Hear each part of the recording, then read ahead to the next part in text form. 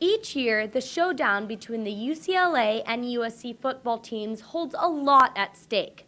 Reputation, pride, and a year's worth of school spirit are all determined on this one day. And this year, attention on Karl Dorrell and his future position in the UCLA football program increased the game's tension.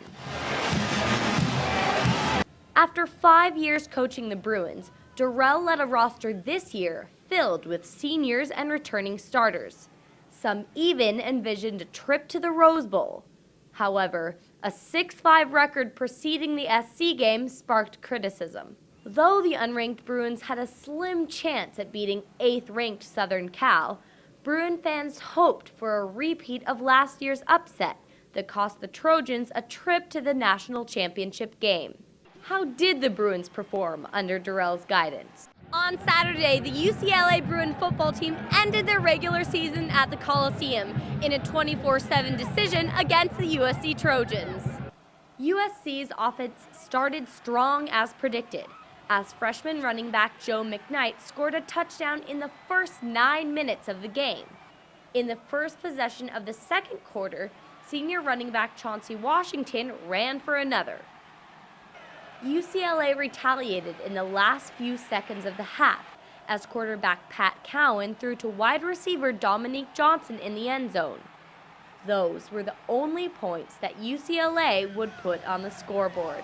The offense does get a score late in the second quarter, where we go a 2-minute drive in 45 seconds and get a score, and the game's 17-7. And so that was a good, at least something positive that we did offensively. In the second half, Bruin offense just couldn't get going.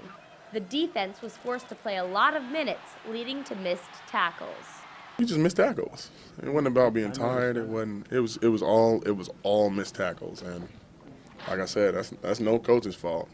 With an additional field goal heading into the fourth quarter, Southern Cal sealed the game when quarterback John David Booty completed a pass to tight end Fred Davis for a touchdown. Cowan, back for the first time since November 3rd, completed 13 of 24 passes for 156 yards. By the end of the fourth, he came off the field with his third game-ending injury of the season, and Ben Olsen stepped in. That's what it's all about, is being out there with your friends. Working hard with them all the offseason to play in these games. And unfortunately, we weren't able to win tonight. But it's an experience I won't forget. The victorious Trojans march on to the Rose Bowl to take on Illinois, and the Bruins are left to a rematch against BYU in the Pioneer Las Vegas Bowl on December 22nd. While the Bruins are left with a year's worth of taunting chance, Karl Dorrell is left with the 6-6 season on his hands.